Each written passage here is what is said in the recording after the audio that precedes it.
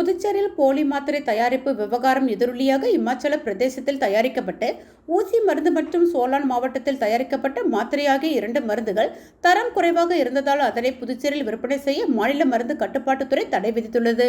புதுச்சேரியில் மேலும் 2 மருந்துகளுக்கு தடை விதிக்கப்பட்டுள்ளது.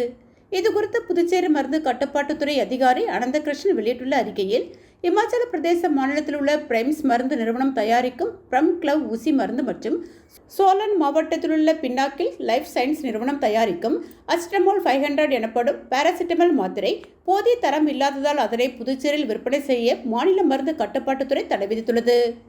மேலும் புதுச்சேரி மாநிலத்தில் உள்ள அனைத்து மருந்து உற்பத்தியாளர்களும் தங்களது நிறுவனத்தில் காலாவதியான மருந்து மூலப்பொருட்கள், துணைப் பொருட்கள் மற்றும் காலாவதியான மருந்துகள் அழிக்கப்பட விவரங்களை சமர்ப்பிக்க வேண்டும் எனவும், மேலும் மருந்து உற்பத்தி மட்டுமின்றி 3ஆம் தரப்பினரிடமிருந்து பெறப்பட்ட மருந்துகளின் விவரங்களை 3 மாதங்களுக்கு ஒருமுறை மருந்து கட்டுப்பாட்டுத்துறை அலுவலகத்திற்கு முறையான ஆவணங்களுடன் சமர்ப்பிக்க வேண்டும் என புதுச்சேரி மாநில மருந்து கட்டுப்பாட்டுத்துறை அதிரடி உத்தரவு பிறப்பித்துள்ளது.